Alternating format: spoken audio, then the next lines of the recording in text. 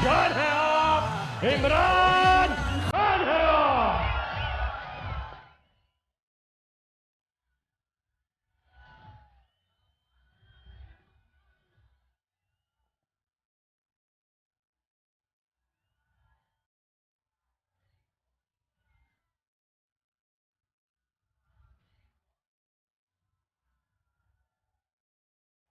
बिस्मिल्लाहिर्रहमानिर्रहीम। इय्याका नअबुदु व इय्याका नस्तईन। मेरे कश्मीर के भाइयों, बहनों, बुजुर्गों, बच्चों, सबसे पहले कि पाकिस्तान का और कश्मीर का रिश्ता है क्या? क्या रिश्ता है? फिर से क्या रिश्ता है? ला इलाहा इल्लल्लाह मुहम्मद रसूलुल्लाह। और ला इलाहा इल्लल्लाह मुहम्मद रसूलुल्लाह एक पूरा नजरिया है। तो मैं आज नौजवानों, आप सबके सामने इस नजरिए को इसलिए आपके सामने रख रहा हूं कि मैं चाहता हूं आपकी तरबियत हो। कौम तो तब बनती है, कौम एक नजरिए पे बनती है। नहीं तो बलूचिस्तान वाले कहेंगे कि जी यहां हमारे पास तो मदनियात हैं, पख्तूनख्वा वाले कहेंगे कि जी यहां हमारी तो बिजली बनती है, पंजाब कहेगा जी हम सारे पाकिस्तान की गंदो मनाज बनाते हैं। तो इसलिए कौमें बनती तब है जब अपने मफादात से ऊपर एक नजरिया आ जाता है। और हमारे नबी सल्लल्लाहु अलैहि वसल्लम ने सारी अरबों को, मुख्तलिफ कबीले थे, सबको नजरिए पे इकट्ठा किया और फिर दुनिया की इमामत की। तो मेरे कश्मीरियों, पहले तो ये समझ जाएं कि वो कौन सा नजरिया था। उस नजरिए के 3 उसूल थे। मैं ये नौजवानों आपके लिए खास तौर पे ये कहना चाहता हूं कि आपको पता तो चले कि क्यों मुल्क बना था और क्यों हम चाहते हैं कि मकबूजा कश्मीर के लोग भी आजाद हों और वो भी उस नजरिए के ऊपर आए जिस नजरिए की ख्वाब देखी थी अल्लामा इकबाल ने और हमारे लीडर कायद आजम मोहम्मद अली जिन्ना ने 40 साल जद्दोजहद की थी उसके लिए। तो उसमें सबसे पहली चीज इंसानियत थी।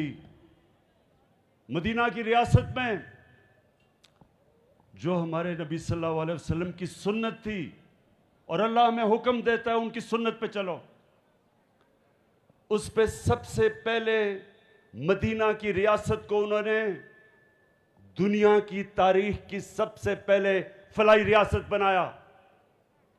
रियासत ने जिम्मेदारी ली अपने कमजोरों की, गरीबों की, माजूरों की, बेवाओं की, यतीमों की। कभी दुनिया में उससे पहले यह नहीं हुआ। और आज हम वही कोशिश कर रहे हैं। हमने ये जो हेल्थ कार्ड लेके आए हैं, ये पहली दफा इस मुल्क में और ये मेरी शुरू है, पख्तूनख्वा ने सब शहरियों को हेल्थ कार्ड दिया। इस साल के आखिर तक पंजाब सारे शहरियों को हेल्थ कार्ड दे देगा और इंशाअल्लाह ये आप बेफिक्र हो जाएं कि साल के आखिर तक सारे आजाद कश्मीर के लोगों को हम हेल्थ इंश्योरेंस देंगे। ये हेल्थ इंश्योरेंस एक गरीब खानदान की सबसे बड़ी नेमत है। एक गरीब घराने में कोई बीमार होता है,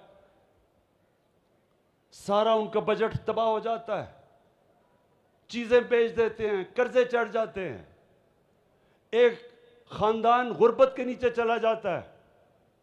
तो जब एक हेल्थ इंश्योरेंस एक खानदान के पास होगी 10 लाख रुपए पे किसी भी अस्पताल में अपना मुफ्त इलाज करवा सकेंगे।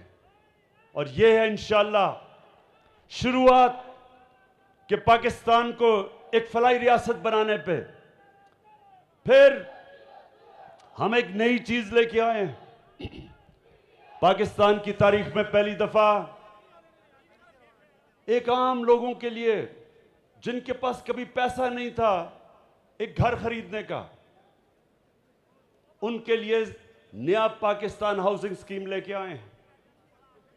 पहली दफा पाकिस्तान की तारीख में बैंक कर्जे, सस्ते कर्जे देंगे तनख्वाहदार लोगों पे, मजदूरों को, मैकेनिक, वेल्डर, वो लोग जिनके पास कभी भी पैसा नहीं होता एक घर बनाने का, और वो किस्तों के ऊपर, लंबी किस्तों पे इंशाअल्लाह जो वो किराए पे पैसा खर्च करते हैं उसी किराए पे किस्तें दे के अपना घर, अपने घर पे उनकी छत अपने नाम पे हो जाएगी।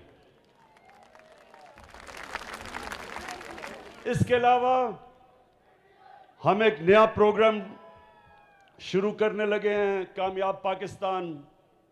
कामयाब पाकिस्तान में क्या होगा? सबसे पहले हर खानदान जो निचले पाकिस्तान के जो 40% नीचे जो गरीब खानदान है, जो कमजोर है तबका है, 40% नीचे, उन सबको कर्जे सूद के बगैर दिए जाएंगे। हर खानदान में एक फर्द को अपने को बिजनेस शुरू कर सके। अगर वो किसान है तो वो किसानों के लिए कर्जे दिए जाएंगे, जानवर खरीदने के लिए, खादें खरीदने के लिए, सब्सिडाइज करने के लिए। और अगर वो शहरों में है तो दुकान खरीदें, टैक्सी खरीदें, मोटरसाइकिल खरीदें। ये पहली दफा पाकिस्तान में हो रहा है कि, और ये आपने समझना है, दो किस्म के इकोनॉमिक मॉडल हैं। एक ये कि अमीर अमीर हो जाए, और जब वो अमीर हो जाए तो वो आहिस्ता आहिस्ता उसके नीचे लोगों को फर्क पड़ना शुरू करे, जिसको कहते हैं ट्रिकल डाउन। एक दूसरा मॉडल है मदीना का मॉडल, कि नीचे से लोगों को ऊपर उठाया जाए। और वो मॉडल तहरीक इंसाफ अपना रही है। और इंशाअल्लाह आज़ाद कश्मीर में आप देखेंगे कि कामयाब पाकिस्तान वो मॉडल है जो आपके निचले तबके को ऊपर उठाएगा। हर खानदान में फिर टेक्निकल एजुकेशन दी जाएगी, एक फर्द को कर्जे, एक फर्द को टेक्निकल एजुकेशन, ताकि वो, और आजकल ऐसी चीजें हैं इंफॉर्मेशन टेक्नोलॉजी में कि बड़ी जल्दी घर में बैठे बैठे ख्वातीन, अगर उनको आप टेक्निकल एजुकेशन दे, वो घर में बैठे बैठे पैसे बना सकती हैं, अपनी आमदनी बढ़ा सकती है। और उसके अलावा हमने जो शुरू किया है पनागाह, शहरों के अंदर जिधर मजदूर काम करने आते हैं उनके लिए सोने के लिए जगह, उनके लिए खाना, उनके लिए साफ गसल खाने ताकि वो नहा धो लें, ताकि जो भी वो पैसा कमाएं दिहाड़ी के, वो सब अपने बच्चे और बीवी को घर भेज सकें। दूसरी चीज मैं ये चाह रहा हूं कि आप समझ जाएं कि क्या वजह थी कि हमारे नबी सल्लल्लाहु अलैहि वसल्लम ने जो मदीना की रियासत बनाई, वो बुनियाद रखी कई सौ सालों तक मुसलमानों ने दुनिया की इमामत की।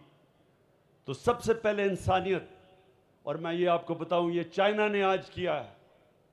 पिछले 30 सालों में उन्होंने 70 करोड़ लोगों को गुर्बत से निकाल के चाइना को एक सुपर पावर बना दिया है। यह मदीना का मॉडल था। और दूसरी चीज, कानून की बालादस्ती। नौजवानों ये समझ लें कि इंसाफ के निजाम के बगैर कोई कौम ऊपर नहीं जा सकती। जब हमारे नबी सल्लल्लाहु अलैहि वसल्लम ने कहा कि मेरी बेटी भी जुर्म करेगी तो उसको सजा मिलेगी, कानून के ऊपर कोई नहीं, कोई कानून के ऊपर नहीं है। और उन्होंने कहा जिन कौमों में इंसाफ नहीं वो तबाह हो जाती हैं। हजरत अली रज़ियल्लाहु ताला ने कहा कि कुफर का निज़ाम चल जाएगा लेकिन जुल्म का निज़ाम नहीं चल सकता। तो जब तक एक मुल्क में, एक कौम में इंसाफ नहीं होता वो कभी तरक्की नहीं कर सकती। तो ये जो आज आप तमाशा देख रहे हैं, सारे बड़े बड़े डाकू कभी कह रहे हैं आज हुकूमत गिराएंगे, कल गिराएंगे, ये सिर्फ एक चीज मांग रहे हैं, ये चाह रहे हैं कि इमरान खान इनको एनआरओ दे दे, इनके गुनाह माफ कर दे, इनके करप्शन माफ कर दे। ये वो चाह रहे हैं जो हमेशा पाकिस्तान में हुआ, ताकतवर के लिए एक कानून, कमजोर के लिए दूसरा। जो मुल्क और आपके कश्मीर के लोग मुझे सारी दुनिया में मिलते हैं, खास तौर पर बरतानिया में, उनसे कभी पूछे कि क्या बरतानिया में वो कभी उन्होंने ऐसे देखा कि ताकतवर डाकू कहे एक ताकतवर पकड़ा जाए करप्शन करते हुए? क्या उसकी जुर्रत है कहने की कि मुझे एनआरओ दे दो, कि मुझे मेरी करप्शन माफ कर दो, ये तो सिर्फ गरीबों को पकड़ो? क्या किसी की जुर्रत है वहां? कभी कभी किसी कामयाब खुशहाल मुल्क में किसी की मजाल नहीं होती कि वो कहे कि जी मेरे लिए एक कानून और सिर्फ गरीबों को जेलों में डालो। आज भी पाकिस्तान में आप जेलों में देखें तो सिर्फ गरीब लोग होते हैं। ताकतवर डाकुओं को भी हमारा इंसाफ का निज़ाम नहीं पकड़ सकता। कहीं किसी मुहज़्ज़ब माशरे में, कामयाब माशरे में, खुशहाल माशरे में ऐसा नहीं होता कि एक सुप्रीम कोर्ट एक आदमी को जेल में डाले और वो फिर ऐसी एक्टिंग करे कि बॉलीवुड के अंदर भी कोई ऐसी एक्टिंग ना कर सकता था। ऐसी मासूम बीमार शक्ल बना के और झूठे मेडिकल टेस्ट दे के और वो आज बरतानिया चला जाए, ये किसी मजहब माशरे में नहीं होता। तो असल में कश्मीर के लोगों, ये सुन लें मेरी बात, ये है असल पाकिस्तान की जंग। इस वक्त हम अपने मुल्क के मुस्तकबिल की जंग लड़ रहे हैं, जिहाद कर रहे हैं, अपने बच्चों के मुस्तकबिल की जिहाद लड़ रहे हैं। ताकतवर को कानून के नीचे हम लाने की कोशिश कर रहे हैं, जो आज तक ताकतवर कानून के ऊपर रहा है। जो मुल्क, जिस मुल्क के अंदर इंसाफ का निज़ाम है, कानून की बालादस्ती है, वो खुशहाल है। जिस मुल्क में नाइंसाफी है, कानून नहीं, ताकतवर के लिए कानून, कमजोर के लिए दूसरा, वहां गुर्बत है। जितने मर्जी वसाइल के बावजूद उस मुल्क में गुर्बत है। मुल्क कभी भी खुशहाल नहीं हो सकता जब तक उसमें कानून की हुक्मरानी, ताकत की हुक्मरानी नहीं, कानून की हुक्मरानी ना हो। और फिर आखिर में खुददारी, ला इलाहा इल्लल्लाह, अल्लाह के सिवा कोई, मैं किसी के सामने नहीं झुकूंगा। ये जब आप कलमा पढ़ते हैं तो सबसे पहले आप कहते हैं कि अल्लाह तेरे सिवा मैं किसी के सामने नहीं झुकूंगा। ला इलाहा इल्लल्लाह एक इंसान को गैरत देता है। ला इलाहा इल्लल्लाह एक छोटे इंसान को बड़ा इंसान बना देता है, एक कमजोर कौम को अजीम कौम बना देती है। क्या था वो मदीना की रियासत में? गरीब लोग थे, दोनों तरफ सुपर पावर्स थी। Roman empire, Persian empire super power थी, गरीब लोग थे, लेकिन खुददार लोग थे, किसी के सामने झुकने वाले नहीं थे, कोई खौफ नहीं था। वो जानते थे कि अल्लाह के हाथ में जिंदगी और मौत है, इज्जत जिल्लत है, रिस्क है। आजाद इंसान थे।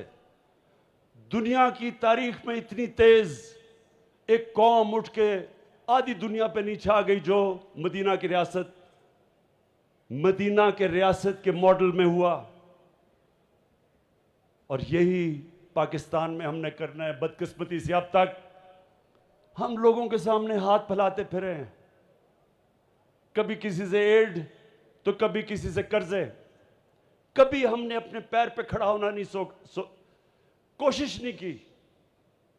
कोई मुल्क से बाहर सरबराह जाता है, सारे इंतजार कर रहे होते कि जी कितनी कर्जे लेके आएगा या कितनी इमदाद लेके आएगा। कोई मुल्क इस तरह हाथ फैला के अजीम कौम नहीं बन सकता।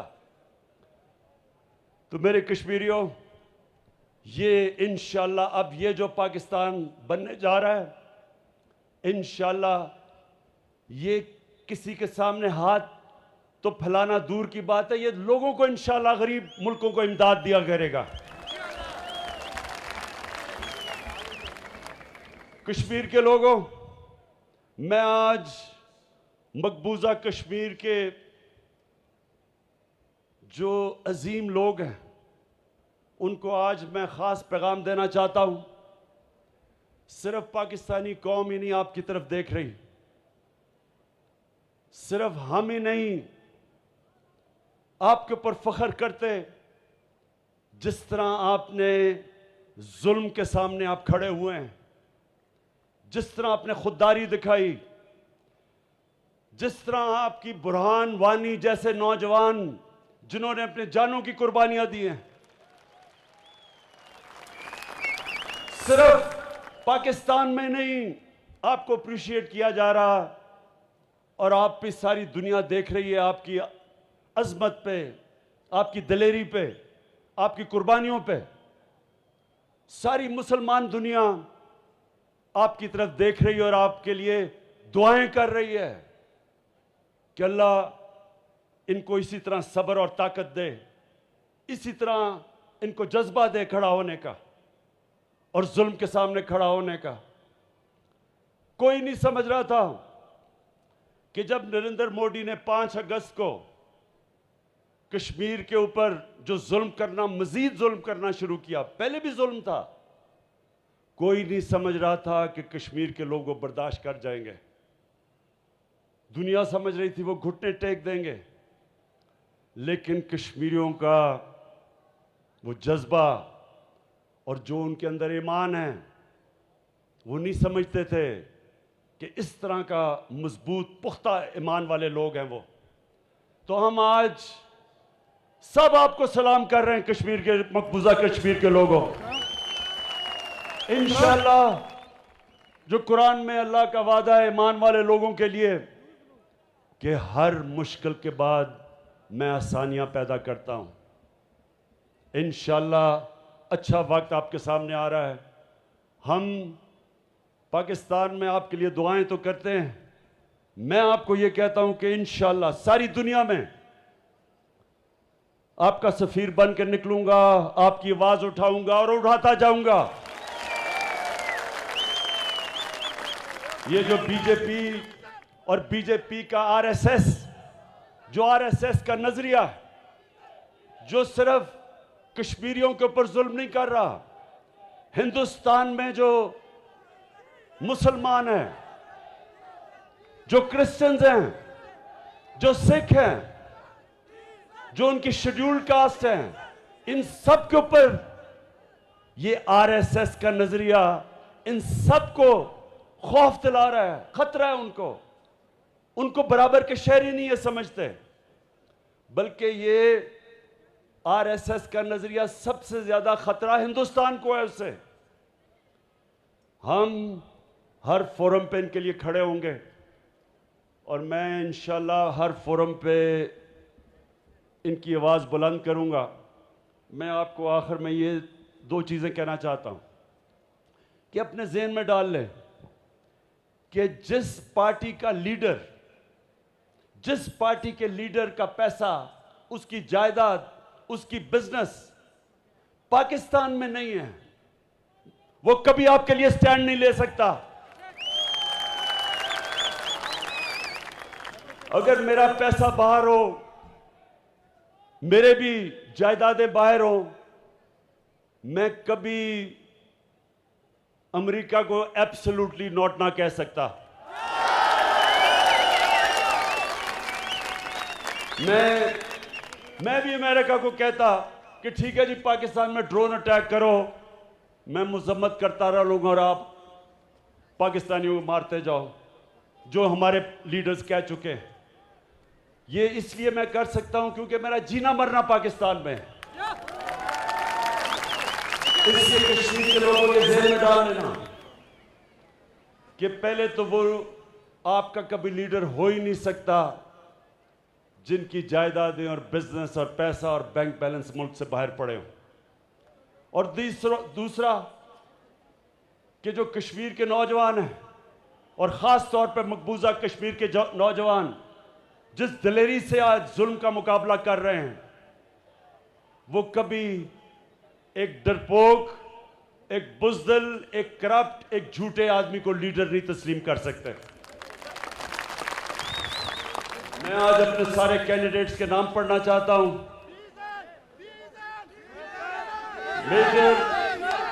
मेजर लतीफ खलीक, सरदार तनवीर इलियास, सरदार मीर अकबर,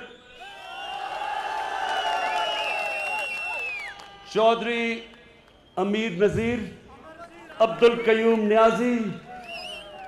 न्याजी यहां कैसे आ गया, ये मैं बड़ा हैरान हूं। वैसे हम न्याजी सारी जगह फैल गए हैं।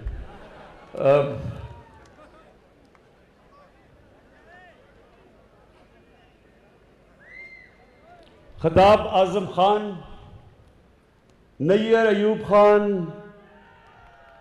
और मिसेस शाहिदा, सरदार मोहम्मद हुसैन, फ़हीम अख्तर, ये सारे हमारे कैंडिडेट्स हैं। सारी पूंछ डिवीज़न में सब चाहता हूं कि आप इनकी भरपूर तरीके से हमायत करें और 25 तारीख को बल्ले में वोट डालें और इंशाल्लाह तब्दीली लेके आएँ।